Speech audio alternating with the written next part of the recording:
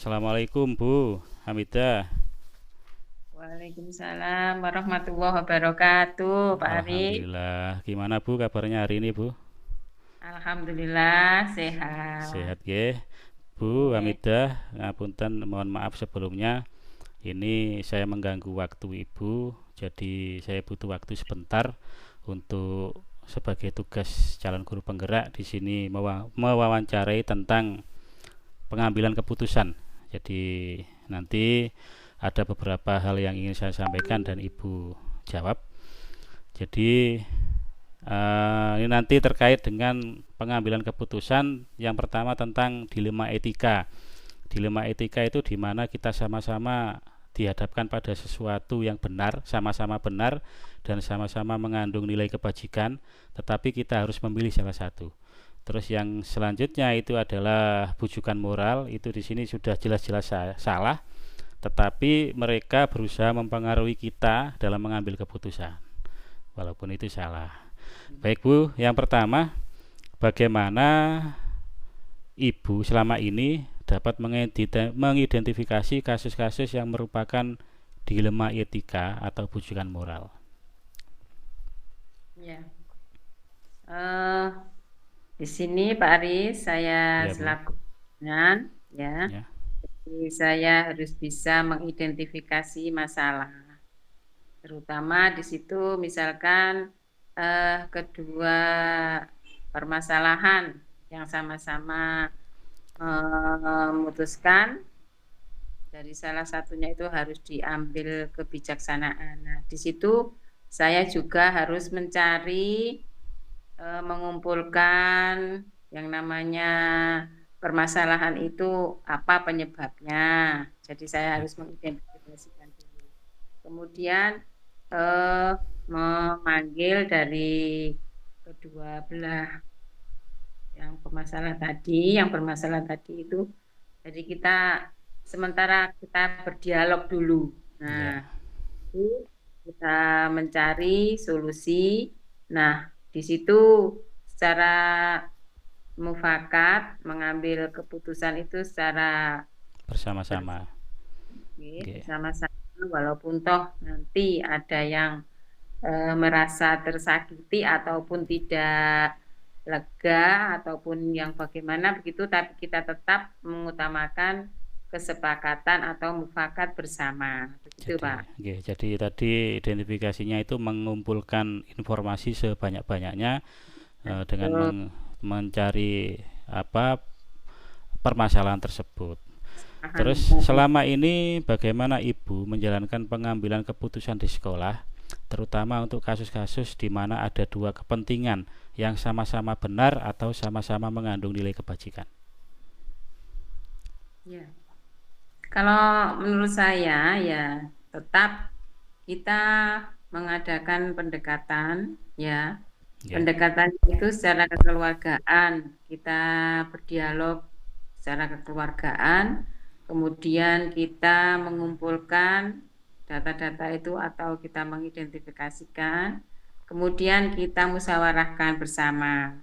Setelah itu, kalau sudah kita putuskan bahwasanya kesepakatan kita atau menjadi kata mufakat itulah yang menjadi kesepakatan kita yang ya, harus kita jadi lakukan. oke, jadi mencari keputusan tersebut dengan cara musyawarah untuk mufakat. Kira-kira Bu, langkah-langkah atau prosedur seperti apa yang biasa Ibu lakukan selama ini? Hmm. Kalau menurut saya prosedur yang saya lakukan, yang pertama ya itu kita mengumpulkan permasalahan itu, kita agendakan, ya kita rapat ya untuk mencari kata mufakat. Ya, dari situlah kita ambil keputusan. Secara tidak langsung tetap kita mengutamakan keputusan bersama. Ya, begitu. Baik. Jadi tadi prosedurnya dilakukan identifikasi dulu, setelah itu ditimbang dan dirapatkan untuk menghasilkan sebuah keputusan. Baik, Ibu selanjutnya kira-kira hal-hal apa saja yang selama ini Ibu anggap efektif dalam mengambil keputusan pada kasus-kasus yang sedang dihadapi? Ya itu Pak Aris, ya tetap kita mengutamakan itu Jadi yang paling musyawarah. efektif ini menurut Ibu jenengan itu adalah kebersamaan nggih. Menurut mufakat musyawarah diputuskan bersama Bu ya. Jadi itu yang Betul. paling efektif. Oh, yang dicapai mufakat, Iya. ya. Jadi semacam ada identifikasi atau ada pengujian-pengujian benar dan salah yang lebih tepatnya diambil yang mana. Kira-kira hal apa saja yang selama ini Ibu lakukan tentang tentu di dalam pengambilan keputusan tersebut pasti ada tantangan-tantangan. Kira-kira tantangan apa yang biasanya Ibu hadapi ketika dihadapkan dengan situasi dilema etika yang sama-sama benar itu tadi, Bu? Tantangan, Bu. Ya, kalau menurut ya tantangan itu pasti ada ya. Betul. Ada yang menerima, ada yang menolak. Jadi ada pro dan kontra. Iya. Nah, di situ tetap kita berpijak pada hasil kesepakatan kita. Walaupun toh nanti di sisi pihak yang lain itu ada yang merasa tidak cocok atau yang kontra tadi ya. Iya, ya. Nah, tetap kita melaksanakan itu adalah hasil musyawarah mufakat bersama. Jadi karena keputusan itu tidak pasti mengakomodasi semuanya. Jadi pasti ada yang dirugikan, pasti ada yang diuntungkan, tetap harus dilaksanakan Bu ya, Ya, berdasarkan musyawarah tadi ya. ya. Selanjutnya, apakah Ibu memiliki sebuah jadwal atau tertentu yang dalam penyelesaian kasus dilema etika, apakah dilaksanakan atau dieksekusi langsung atau memiliki sebuah jadwal untuk menyelesaikan, Bu? Ya, kalau saya memang perlu adanya jeda waktu untuk membuat keputusan. Tapi setidaknya kalau memang keputusan itu bisa dieksekusi, ya kita eksekusi menurut kasus, ya Pak ya. Menurut kasus yang eh, sekiranya itu kita anggap ringan, kasus itu bisa dieksekusi ya langsung. Tapi kalau memang menyangkut masalah seperti tadi dilema etika ataupun yang sama-sama benar itu mungkin kita juga memberi kesempatan kepada yang bermasalah, yang punya masalah tadi untuk mencari ketenangan, untuk menjadikan satu bahan pertimbangan. Jadi kita beri jeda waktu antara 2 minggu. Nah, begitu Ya, Pak. ya, ya, ya. Jadi kita punya jadwal, kita jadwal atau kita beri jeda waktu 2 minggu. Begitu. Jadi secara situasional ya Bu ya, ketika keputusan itu harus urgent atau penting maka harus diputuskan, dan ketika masih bisa diselesaikan dengan jeda waktu maka Ibu memberikan waktu 2 minggu ke. Betul. Di sini apakah ada seseorang atau faktor apa yang selama ini mempermudah atau membantu Ibu dalam pengambilan keputusan dalam kasus-kasus dilema etika? Jadi orang-orang yang berperan ini siapa saja Bu kira-kira Bu? Ya, betul, Pak Aris.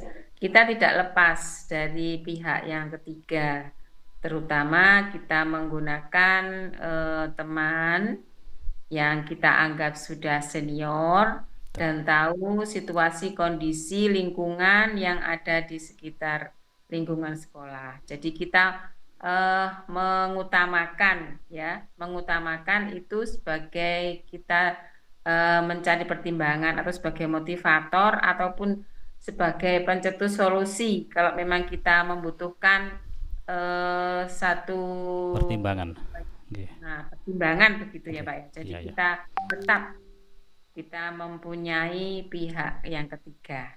Jadi Begitu. pasti ada ya Bu ya, di antaranya salah satunya itu adalah pihak yang terlibat itu guru senior Bu ya, yang dianggap sudah paham tentang lokasi dan lingkungan di sekitar.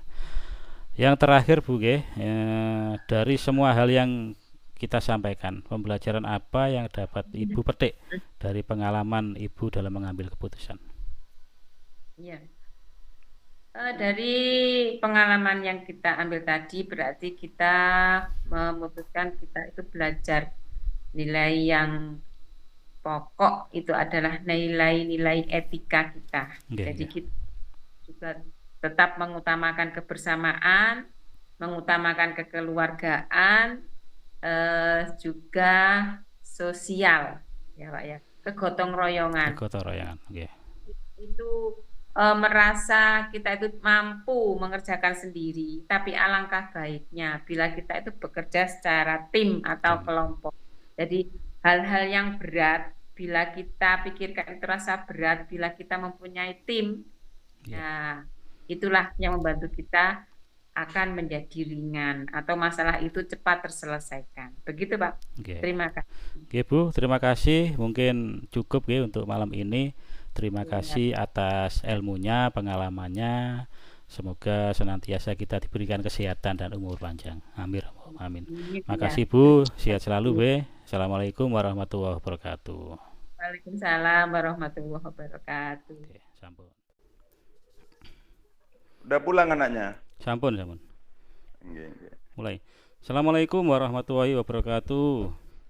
Waalaikumsalam warahmatullahi wabarakatuh, Mas Ustadz. Nggih. Alhamdulillah. Pripun kabarnya Pak Taslimin? Alhamdulillah khair dalam Nggih. lindungan Allah, Mas. Nggih. Alhamdulillah. Mohon maaf Pak Taslimin, saya Nggih, minta monggo. waktu sebentar. Ini terkait Nggih. dengan tugas calon guru penggerak. Jadi Nggih. ada semacam mencari bahan wawancara dari kepala Nggih. sekolah sekitar. Ya. Oh, ngaten. Monggo, monggo. Jadi Nggih. ini nanti tentang pengambilan keputusan terhadap ada permasalahan. Permasalahan tersebut yang pertama adalah bujukan moral. Bujukan moral ini dalam artian sesuatu itu salah, cuman ada hal-hal yang mempengaruhi kita. Jadi membuat kita mengambil keputusan untuk salah atau benar. Yang kedua, ini adalah dilema etika. Dilema etika itu sebuah permasalahan yang intinya kita dihadapkan pada dua sesuatu yang benar, dan suatu itu kebajikan dan kita harus memilih. Nah, jadi ada pertanyaan, beberapa pertanyaan nanti ini mohon dari jawaban Bapak Taslimin. Yang pertama Bapak, selama ini bagaimana Bapak dapat mengidentifikasi kasus-kasus yang merupakan dilema etika atau bujukan moral? Jadi cara mengidentifikasi sebuah masalah. Ya, terima kasih Mas Ustadz. Ya, terkait dengan permasalahan yang ada di lembaga memang beraneka ragam, dan terkait dengan moral itu kan sesungguhnya terkait dengan nilai ya, nilai itu yang ya nilai yang kita yakini maksudnya itu baik, sangat baik atau bagaimana itu kan relatif sih sifatnya. Nah, oleh karena itu terkait dengan hal-hal yang kayak gini itu kan kita harus wise atau harus bijak menyikapinya. Harus bijak. Jadi kita tidak bisa langsung mengambil keputusan terkait dengan ini tuh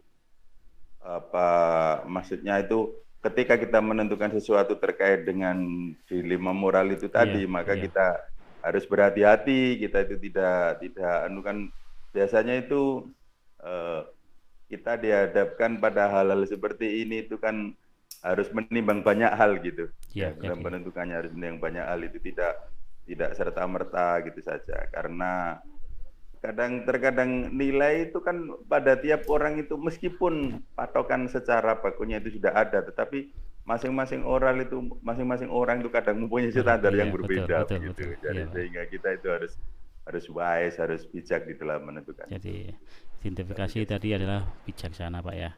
Bijaksana. Ya. Selama ini bagaimana Bapak menjalankan pengambilan keputusan di sekolah, terutama untuk kasus-kasus di mana ada dua kepentingan yang sama-sama benar atau sama-sama mengandung nilai kebajikan. Jadi pengambilan keputusan itu secara bagaimana Pak bila dihadapkan pada situasi tersebut? Ya. Oke, terima kasih. Ya kita memang sering menjumpai terkadang ada dua hal yang kita putuskan, kemudian dua-duanya ini bagus, dua-duanya ini benar, prioritas mana yang harus kita dahulukan. Nah, ini kan tentu saja kita harus menganalisis atau membuat skala prioritas dengan melibatkan rekan kerja kita, dan paling tidak kita harus, kalau misalnya di kepala sekolah yang di lembaga itu kita masih baru atau apa, kan kita di lembaga itu ada orang yang sudah lama di situ, ada yang senior, ada apa, harus kita libatkan semuanya. Kemudian ketika kita memutus, itu harus melibatkan semua pihak. Jadi semuanya kita ajak rembukan barangkali, kita ajak menimbang kira-kira kalau ini nanti akibatnya apa, kalau kita mengambil keputusan yang ini keuntungan kita apa, begitu. Jadi harus ya kita libatkan semuanya lah, paling tidak itu kita ajak musyawarah, kita ajak menimbang dengan begitu, dengan adanya musyawarah nanti seakan-akan keputusan itu mereka yang ngambil, padahal kita sudah yang menentukan nanti kita akan mereka ke sana, tetapi kita membuat pola atau membuat skema seakan-akan mereka itu ikut terlibat semuanya dan mereka yang bertanggung jawab, mereka yang mengambil. Tetapi sesungguhnya itu kita sudah memplanning, oh ada masalah gini, saya harus ini. Bagaimana cara-cara agar teman-teman ikut saya atau sesuai dengan ini, saya harus begini gitu. Dari harus dibuat seperti itu, dimusyawarahkan. Begitu Pak ya. Jadi mengutamakan musyawarah dalam pengambilan sebuah keputusan. Musyawarah dalam bersama-sama. Betul. Karena kalau sudah kita putuskan dengan musyawarah, maka mereka merasa memiliki yang mengambil keputusan itu gitu, dan mereka mempunyai rasa tanggung jawab terhadap yang harus kita putuskan itu. Siap. Selanjutnya Bapak, langkah-langkah atau prosedur seperti apa yang biasa Bapak lakukan selama ini? Jadi ada langkah-langkahnya seperti lebih detail gitu Pak ya, dalam pengambilan keputusan. Ya, terima kasih. Kita kan lihat dulu kita mau program apa gitu kan. Iya. Ya, kita program apa. Program ini melibatkan orang di luar lembaga ataukah cukup sekupnya di lembaga saja. Nah, kita analisis dulu. Jadi kalau kita mau memutuskan sesuatu, kita harus paham betul, kita harus menguasai betul. Saya nanti akan begini, terus kita mau ngapain ini nanti, kalau saya mau pilih ini, siapa yang saya libatkan, kemudian bagaimana cara bagaimana saya menempatkan orang yang lebih senior dengan saya ini untuk mendukung ini, bagaimana dengan yang lebih muda, keterlibatan ini tadi, ya intinya itu tadi, seperti itu langkah-langkahnya kita harus manage betul yang mau kita ambil langkah ya. Kita mau ngapain ini ya. Jadi kita harus tahu mana yang kita tuju, Jadi kita mau ngapain nanti. Kemudian kalau begini, bagaimana cara saya? Siapa yang harus saya dekati? Kemudian bagaimana cara menyukseskan apa yang saya mau ini gitu kan. Nah, itu harus kita bikin dulu, kita kelola itu. Kan sesungguhnya memanage orang itu gampang-gampang susah gitu. Karena ini kan memerlukan kecerdasan emosional begitu. Jadi gampang-gampang susah, dan orang itu kan kadang-kala itu sesuai dengan latar belakang pemahaman mereka yang kadang berbeda dengan kita gitu kan. Iya, Pak. Ya, sementara. Makasih Pak. Jadi yang selanjutnya, hal-hal apa yang selama ini Bapak anggap efektif dalam pengambilan keputusan pada kasus-kasus yang dihadapi? Misalkan begini Bapak, jadi ada sebuah permasalahan, kita dihadapkan pada, misalkan ada satu anak yang tidak pernah sekolah, tetapi itu kelas 6, membutuhkan nilai. Lah itu kan, nah itu seperti itu, ketika kita tidak memberikan nilai, tapi masa depan anak itu nanti ke depannya kasihan. Kalau kita memberikan nilai, kita etika kita semacamnya nanti dibuat semacam anak-anak yang lain itu iri kepada, kenapa itu tidak sekolah kok sampai mendapatkan nilai lah, seperti itu. Jadi yang pengambilan hal-hal seperti itu Pak, yang bisa secara efektif itu seperti apa kira-kira? Bagaimana ketika misalnya kita menjumpai anak itu yang seharusnya masuk, seharusnya ikut ulangan, seharusnya ini dan itu, tapi tanpa keterangan, tidak ada begitu ya? Iya, padahal itu butuh nilai untuk kelas 6 seperti itu. Iya, kadang-kadang kita itu kurang mendalami apa yang sesungguhnya terjadi, Saya sering menemukan kasus, bahkan saya sering juga kalau misalnya waktu longgar-longgar itu saya jalan-jalan ke rumah warga kemana gitu. Iya. Terkadang anak misalnya tidak sekolah atau tidak masuk itu bukan karena malas, bukan karena apa, tapi terkadang itu di rumah ada permasalahan juga. Jadi berarti kita identifikasi dulu Pak ya. Kita harus mengidentifikasi dan kita harus dulu.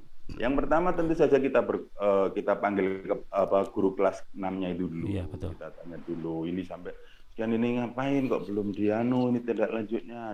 Nanti kan guru kelasnya memberikan penjelasan. Jadi tentu akan memberikan penjelasan. Kemudian barangkali ketika kelas 6 ini sudah mesti menceritakan ini Pak, orang ini akan seperti itu, dan baru setelah itu kita berusaha untuk konsultasi, cari informasi sebanyak-banyaknya, kita datang ke rumahnya, bagaimana. Lah kita lihat kasusnya, home visit, kita lihat kasusnya. Kalau memang ini ada apa ternyata di rumah dan keluar orang tuanya itu masih menginginkan anaknya sekolah, anaknya masih ingin, ya mungkin disuruh ngerjakan di lain kan bisa saja itu. Kalau terkait dengan kalau dengan nilai itu bisa diatur, apalagi sekarang kan sudah ujian sekolah itu ya, tidak terlampau tetapi kita pastikan bahwasanya hak anak itu harus terpenuhi, dan alasan sesungguhnya mereka tidak masuk ya kita harus tahu pasti dengan melakukan home visit itu tadi, dan pendekatan dan informasi itu banyak, kita bisa dengan tetangganya, bisa dengan teman sebayanya, bisa dengan antar guru, tidak hanya guru kelas 6, mungkin dulu di kelas bawahnya juga pernah begitu atau bagaimana. Jadi seperti itu. Ya. Terima kasih, luar biasa jawabannya. Selanjutnya, hal-hal apa yang selama ini merupakan tantangan Bapak dalam pengambilan keputusan pada kasus D5 ETK? Jadi ketika kita mengambil sama-sama benar, mengambil keputusan, pasti itu ada tantangan. Kira-kira menurut Bapak apa ya? Begini ya, terkadang begini ya, di lembaga itu kan kalau kita mau memindahkan barang, misalnya benda itu kan cukup kita angkat dengan tangan, kita pindah gitu aja. Betul. Tetapi memindah mindset, memindah cara berpikir, merubah state of mind, alur berpikir orang itu kan susah. Susah Bapak. Ya, gampang susah. Mengajak berubah, mengajak berani menghadapi tantangan, mengajak keluar dari zona nyaman, itu susah banget, itu susah sekali. Apalagi kadang guru-guru yang sudah usia 55 ke atas, sudah tinggal 1-2 tahun itu maunya itu ya kemapanan seperti itu. Jadi tantangan kadang kita itu seperti itu. Padahal mau tidak mau kita itu kan harus misalnya kayak penguasaan IT gitu ya, contohnya saja kan. Ketika kita mau berubah di lembaga itu, kan penguasaan itu kan mutlak diperlukan, apalagi di kurikulum Merdeka ini kan semuanya sudah harus seperti itu. Digitalisasi sekolah itu sudah tidak bisa ditolak lagi, tidak bisa ditawar lagi. Tetapi terkadang itu ada beberapa pendidik lah di lembaga itu yang kadang-kala itu yang lebih senior, itu yang susah diajak berubah lah. Terkadang kita berubah hal seperti itu, meyakinkan seperti itu bahwa kita harus berubah, kita semuanya bisa, meyakinkan bahwa kita bisa, bahwa kita harus berubah. Ini sudah saatnya kita harus beginilah. Ada tantangan seperti itu di internal kita itu. Terkadang itu yang agak susah itu jadi meyakinkan itu mindset itu tadi, merubah mindset itu tadi. Terkadang kita itu lo kok gini, gitu. Terkadang yang kita mau itu tanggapannya itu ada yang semangat, ada yang inilah, mensinergikan itu tadi, mengalirkan energi perubahan, menginduksi mereka untuk mau dan sama-sama dengan kita melakukan perubahan, perbaikan, ada yang lebih baik. Itu kadang-kala ada tantangan tersendiri. Kalau yang selama ini saya rasakan itu begitu. Kalau yang lain-lain sih ya bisa kita sambil berjalan Pak ya. Sambil berjalan. Siap. Selanjutnya Bapak, apakah Bapak memiliki sebuah tata atau jadwal tertentu dalam sebuah penyelesaian kasus dilema etika, ataukah langsung menyelesaikan di tempat? atau memiliki sebuah jadwal untuk menyelesaikan. Nah, bentuknya seperti apa bila ada jadwal atau prosedur seperti apa, atau bisa diselesaikan langsung?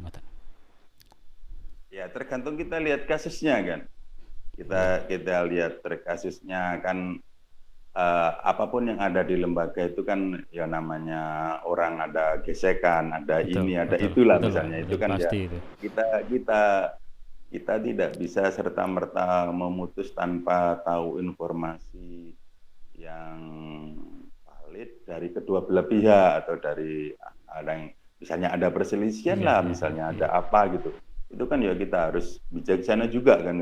Jadi dan kalau saya sih selama ini terkadang itu permasalahan itu harus kita endapkan dulu. Kalau kita lihat potensi permasalahannya, ada masalah itu yang tidak terlampau ya harus kita selesaikan saat itu juga, misalnya kita panggil keduanya atau bagaimana.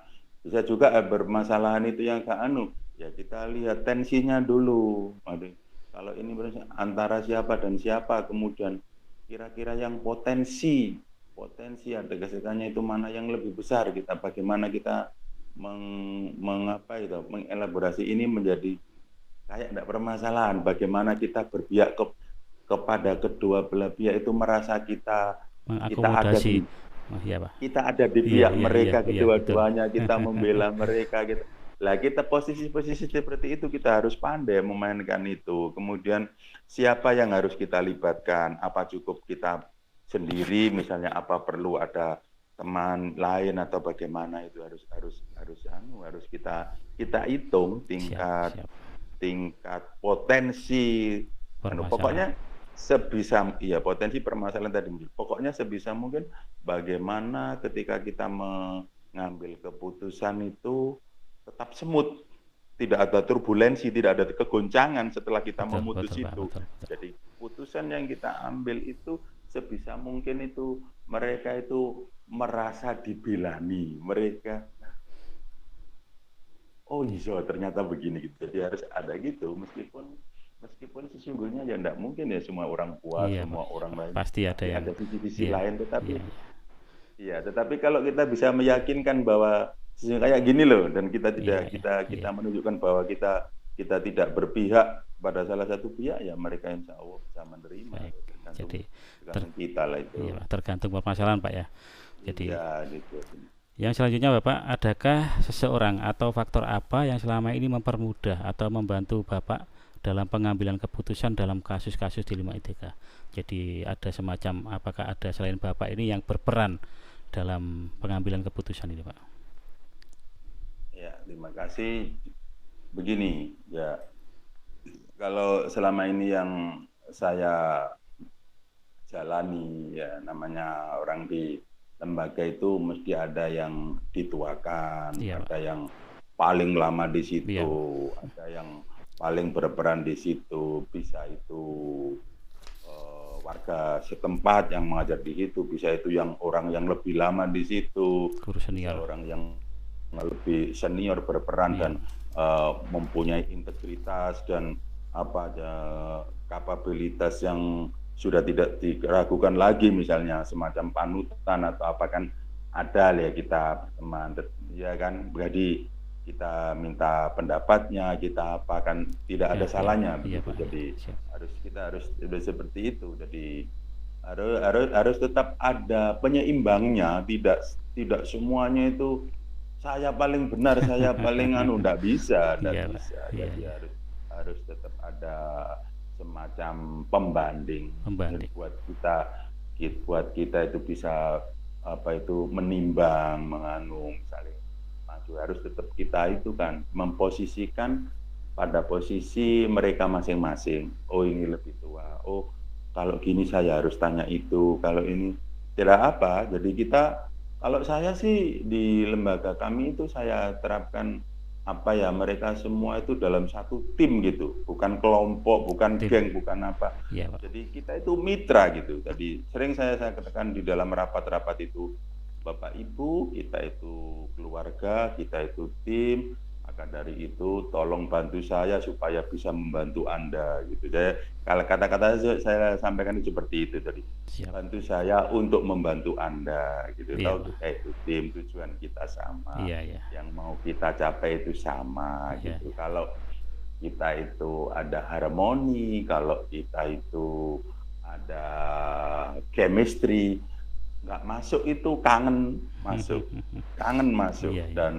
Dan itu pernah diceritakan oleh Bapak Guru Pak Sumarlim, guru olahraga saya kepada temannya gitu. Jadi katanya bilang kalau nggak sekolahan begitu kangen gitu di sekolah gitu, kayak enak, kayak nyaman. Kalau chemistry guru sudah ada seperti itu, mereka nyaman, mereka akan happy mengajari. Kalau guru itu sudah happy, apa yang tidak bisa kita capai? Semuanya bisa kita capai. Kalau gurunya itu happy, anak-anak itu bisa merasakan dari energi happy dari guru itu nanti beresonansi ke hati happy-nya anak. Jadi kalau anak-anak itu sudah happy, apa yang dikatakan oleh guru akan dengan mudahnya mereka serap, mereka. Jadi ini seperti apa ya, kalau nggak ada itu kangen itu sampai seperti itu. Iya Pak. Iya. Ini terakhir Bapak, dari semua hal yang kita bahas malam ini, kira-kira ada pembelajaran apa yang bisa kita petik bersama pada malam hari ini Bapak? Kalau kita sih mengelola lembaga itu namanya orang pemimpin, orang yang di depan, namanya leader itu. Kalau itu kan mengatakan kalau seorang pemimpin, seorang lembaga itu kalau memperoleh kesuksesan, buat seakan-akan itu sukses anak buah Anda, sukses orang lain. Tetapi kalau ada kegagalan, kalau misalnya ada hal-hal yang kurang baik, tunjukkan, akui di hadapan orang lain, itu kesalahan saya, itu saya yang bertanggung jawab gitu. Jadi seorang pemimpin, seorang leader itu harus menanamkan kepada anak-anak buahnya itu, sekecil apapun yang mereka capai, sekecil apapun prestasi mereka, itu kita harus hargai, kita apresiasi, kita respon. Karena dengan memberikan perhatian yang tulus, dengan pertanyaan-pertanyaan kecil yang terkadang kita itu tidak bayangkan responnya. Pernah saya itu istirahat gitu, masuk ke kelas itu, saya tanya guru, salah satu guru saya gitu, sepuh gitu, langsung menangis dia. Ternyata anaknya di rumah begini gitu. Dia itu bersyukur kok saya tanya ini dan itu, terus ada lagi dengan kasus yang lain. Jadi mohon maaf. Iya. Kena flu batuk. Iya. Ya kita pokoknya itu tadi intinya, kalau ada hal-hal yang baik, kalau ada katakan itu berkat kerjasama dengan berkat jenengan, berkat ini, berkat itu, hargai mereka, perlakukan dengan adil, jangan pilih kasih, jangan berajak belah, ya terus kasih visi yang jelas. Kita itu mau ke sini loh. Tujuan, Pak. Ya, jadi kita itu mau ke sana itu loh. Lah ini kita harus bareng-bareng. Kita jangan itunya mau ke situ, mau ke situ, jangan. Ayo ke sana menuju bareng-bareng. Itu yang mau kita raih. Iya, Pak. Jadi kita mau ngapain di sini kan mau ke sana. Nah itu harus kalau di dalam sholat itu nawaitunya harus sama. Kalau imamnya sholat duhur, makmumnya harus nawaitu sholat duhur. Kalau imamnya sholat asar, nawaitu makmumnya harus sholat asar. Jadi jangan memberikan kesempatan atau peluang kepada anak-anak kita itu, teman-teman kita, mitra-mitra kita itu tidak percaya dengan kita. Nah, jadi kita harus berintegritas, berdedikasi, satunya kata dengan perbuatan kita, maka tanpa kata pun mereka itu akan melihat perilaku kita. Iya. Saya pikir akan seperti itu. Iya. Wah, luar biasa ini. Saya bisa belajar banyak dari Bapak ini. Nggih, belajar banyak sami-sami. dari Sami-sami. senior. Sama-sama belajarnya Mas Ustadz. Iya. Nggih, kita Terima kasih Pak Taslimin. Nggih, Semoga Mas kita Ustadz. senantiasa Nggih. diberikan kesehatan, umur panjang. Amin, amin. Nggih, Nggih, dan mohon amin. maaf sekali lagi mengganggu waktunya Bapak. Nggih, mboten Nggih. mboten napa-napa. Nggih, nyantai mawon. Nggih, Nyantai, nggih. berbagi. Siap. Terima kasih Bapak. Ya. Sami-sami Mas Nggih. Ustadz. Assalamualaikum Nggih. warahmatullahi wabarakatuh. Waalaikumsalam warahmatullahi Nggih, wabarakatuh. Pak. Nggih. Sampun bisa keluar nggih? Bisa Bapak? Nggih. Nggih. Oke, Nggih. matur suwun, tak Nggih. keluar dulu.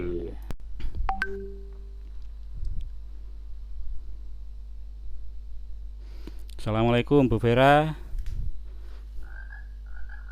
Mic-nya Bu, mic-nya belum nyala Bu. Mic-nya. Tadi, halo, sudah. Sudah. Assalamualaikum. Waalaikumsalam warahmatullahi wabarakatuh. Bu Vera, gimana kabarnya hari ini Bu Vera? Alhamdulillah sehat. Sehat ya. Kok kelihatan lemes gitu. Pegel. Capek. Iya, Bu Vera, ini karena terkait tugas calon guru penggerak. Jadi saya mohon maaf mengganggu sebentar. Ini nanti ada beberapa pertanyaan terkait pengalaman Ibu dalam mengambil sebuah keputusan. Jadi sebuah permasalahan itu pasti ada. Salah satunya adalah dilema etika. Dilema etika itu di mana sama-sama benar, tetapi kita harus memilih salah satu keputusan tersebut. Dan satunya adalah bujukan moral. Bujukan moral itu yang sudah jelas-jelas salah, tetapi berusaha mempengaruhi kita sebagai pimpinan. Nah, ini ada beberapa pertanyaan, kira-kira nanti saya butuh jawaban Ibu. Yang pertama, selama ini bagaimana Ibu dapat mengidentifikasi kasus-kasus yang merupakan dilema etika atau bujukan moral? Jadi identifikasi awal itu seperti apa Bu menurut jenengan Ibu? Maksudnya itu sikap seseorang gitu dah? Ya, jadi ada sebuah kasus itu di mana dilema etika itu tadi, masalah itu sama-sama benar tetapi kita harus menjawab atau membuat keputusan, dan salah satunya itu adalah keputusan bujukan moral yang memang benar-benar salah, dan juga kita harus membuat sebuah keputusan. Jadi di sini bagaimana Ibu bisa mengidentifikasi kasus-kasus yang merupakan dilema etika itu atau bujukan moral? Jadi seperti apa? Kalau saya melihat seseorang itu, saya lihat dulu, tidak harus kata orang, tidak. Tapi saya memahami dulu karakternya dulu. Saya lihat dulu kalau memang ternyata apa yang dikatakan orang itu, yang informasi yang saya dapat itu benar. Nah, secara baik-baik akan saya bicarakan dengan yang bersangkutan. Bagaimana sebaiknya seperti ini, kita berkomunikasi dengan baik sehingga tidak menyinggung perasaan yang bersangkutan seperti itu. Jadi yang pertama identifikasi dulu ya. Identifikasi dulu, setelah itu mencari pokok permasalahan tersebut. Terus yang kedua, selama ini bagaimana Ibu menjalankan pengambilan keputusan di sekolah, terutama untuk kasus-kasus di mana ada dua kepentingan yang sama-sama benar atau sama-sama mengandung nilai kebajikan. Jadi ada sebuah permasalahan atau di antara guru dengan masyarakat, guru dengan murid, ini nilainya sama-sama benar dan sama-sama mengandung nilai kebajikan. Ini bagaimana Ibu bisa menjalankan pengambilan keputusan ini, Bu? Untuk pengambilan keputusan saya laksanakan secara bersama-sama, berdiskusi atau bermusyawarah dengan teman-teman sejawat, teman-teman guru atau teman sejawat. Saya mengambil kira-kira masalah itu yang benar-benar urgent. Yang benar-benar penting yang harus diprioritaskan. Kalau dari keduanya itu ada yang lebih penting, nah itu yang lebih penting yang dulu yang diselesaikan, baru yang berikutnya. Berarti kita sama-sama itu benar, sama-sama mengandung nilai kebajikan juga. Jadi Ibu Vera ini mengambil hal pokok, urgen, yang penting itu harus didahulukan. Selanjutnya Bu, langkah-langkah atau prosedur seperti apa yang biasa Ibu lakukan selama ini dalam mengambil keputusan? Saya selama mengambil keputusan tidak pernah dari diri saya sendiri, tidak, meskipun saya punya ide, punya keputusan, tapi saya kembalikan lagi pada lembaga dan pada teman-teman, apakah ide yang atau keputusan saya itu benar atau tidak. Kalau memang sekiranya bermanfaat dan itu memang bisa dilaksanakan, saya terima. Kalau memang tidak dan tidak sesuai dengan kesepakatan bersama, ya saya tidak bermasalah, kita mencari solusi yang terbaik bersama-sama. Jadi Ibu ini ketika mempunyai sebuah ide atau keputusan ini selalu dimusyawarahkan bersama Bu ya. Jadi nanti keputusan itu apakah terbaik atau memang dijalankan atau tidak, itu berdasarkan keputusan dari bersama para stakeholder yang ada di sekolah. Hal-hal apa saja yang selama ini Ibu anggap efektif dalam pengambilan keputusan pada kasus-kasus yang dihadapi? Jadi ini yang Ibu anggap efektif itu seperti apa sih dalam mengambil keputusan pada kasus-kasus yang dihadapi? Yang paling efektif ya seperti mencari informasi bagaimana nanti keadaan itu. Kalau memang keadaan itu, informasi itu benar, nah dijadikan satu, nah kita ambil mana yang terbaik dari sekian informasi itu. Jadi sebelum mengambil keputusan, Bu Vera ini mencari informasi sebanyak-banyaknya nggih Bu. Jadi sebelum mengeksekusi keputusan, mencari informasi, mencari latar belakang, mengidentifikasi sebelum mengambil sebuah benar-benar keputusan. Selanjutnya Bu ya, hal-hal apa saja yang selama ini merupakan tantangan dalam pengambilan keputusan pada kasus dilema etika? Jadi ada kan di sana tadi dihadapkan sama-sama benar, sama-sama mengandung nilai kebajikan. Tentu di dalam pengambilan keputusan itu pasti ada tantangan. Kira-kira apa Bu tantangan yang dalam sama-sama benar dia harus memutuskan salah satu? Nah, yang jadi kendala itu kadang nanti ada salah satu pihak dalam pemutusan itu mereka merasa dirugikan, agak berat lah, dirugikan. Tapi mau tidak mau kan harus kita laksanakan karena itu yang terbaik. Itu yang jadi dilema. Dan juga untuk sebagai pembelajaran ke depan kita bagaimana untuk bisa melakukan yang lebih baik lagi. Gitu ya, karena memang sebuah keputusan itu tidak bisa mengakomodasi semua, pasti ada pro dan kontra. Jadi pertanyaan selanjutnya Bu ya, apakah Ibu memiliki sebuah tata kala atau jadwal tertentu dalam sebuah penyelesaian kasus dilema etika? Apakah secara langsung menyelesaikan di tempat atau memiliki sebuah jadwal untuk menyelesaikan? Bentuk atau prosedur seperti apa yang Anda jalankan? Jadi ataukah langsung dieksekusi atau mempunyai jadwal-jadwal penyelesaian tersendiri? Bagaimana Bu?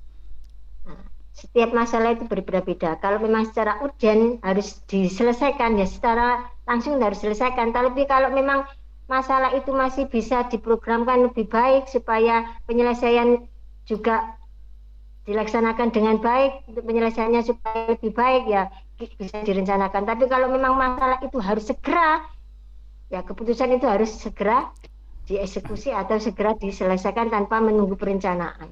Jadi ada sebuah semacam prosedur ya, ketika permasalahan itu penting dan harus diputuskan maka segera dieksekusi. Tetapi permasalahan kalau memang bisa dibicarakan, bisa dimusyawarahkan, nanti bisa dengan sambil berjalan sambil mencari alternatif dan masukan-masukan yang lain. Selanjutnya Bu, adakah seseorang atau faktor apa yang selama ini mempermudah atau membantu Ibu dalam pengambilan keputusan dalam kasus dilema etika? Jadi apakah ada orang-orang yang berperan selama ini ketika Ibu mengambil keputusan yang memang harus diputuskan sama-sama benar tapi harus memilih?